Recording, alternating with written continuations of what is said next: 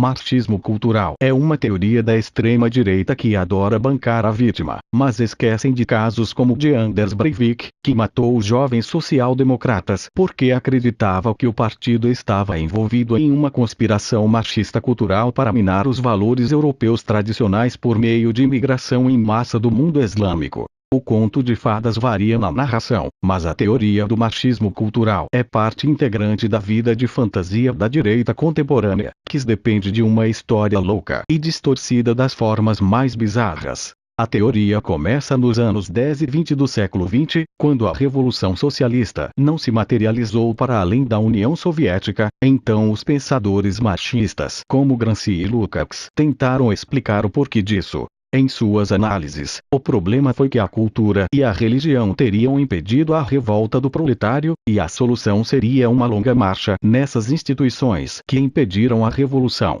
Os pensadores posteriores, da chamada Escola de Frankfurt, decidiram que a chave disso seria misturar Marx com um pouco de Freud. Teóricos da conspiração começaram a dizer que esses marxistas culturais começaram a usar formas de manipulação psicológica para derrubar o Ocidente, principalmente após os nazistas expulsarem os membros da escola de Frankfurt para fora da Alemanha e eles irem para os Estados Unidos. As conspirações começaram e acusavam teóricos como Marcuse e Adorno de promover e executar ideias que se destinavam a destruir os valores cristãos tradicionais, com feminismo, multiculturalismo, direitos dos homossexuais, ateísmo, entre outros, inclusive nos anos 60, onde teve a revolução sexual. A questão é que se as faculdades são realmente voltadas para a lavagem cerebral de estudantes para aceitar os postulados da ideologia de extrema esquerda, a composição dos parlamentos, presidentes ocidentais eleitos e o sucesso do capitalismo corporativo sugere que eles estão fazendo um péssimo trabalho.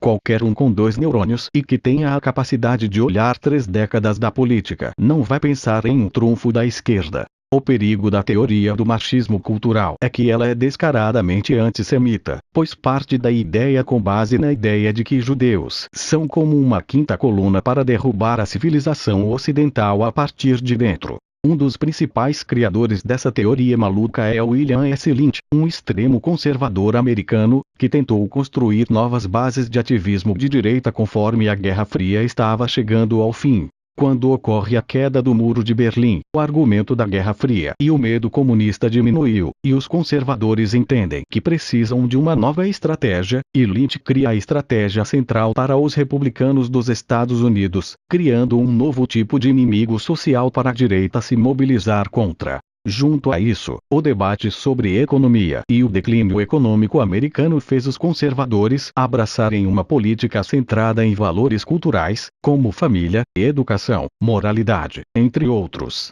E aí surge o conto de fadas do marxismo cultural, um adversário pós-comunista localizado em academias, Hollywood, jornalistas, ativistas de direitos civis, feministas, negros, e tudo que a paranoia pudesse assimilar.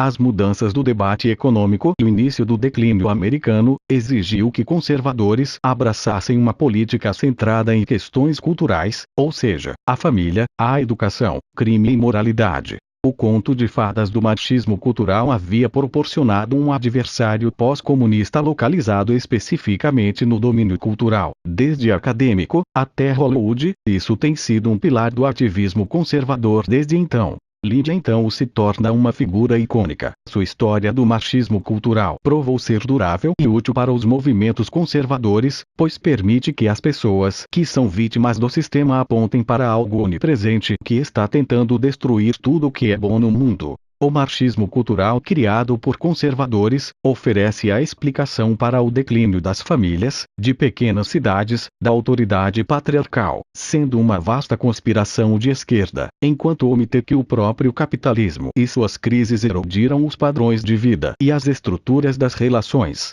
O conto de fadas do marxismo cultural é tão perigoso, que Anders Breivik matou os jovens social-democratas porque acreditava que o partido estava envolvido em uma conspiração marxista cultural para minar os valores europeus tradicionais por meio de imigração em massa do mundo islâmico. Acordem, essa teoria é um perigo para mentes sadias.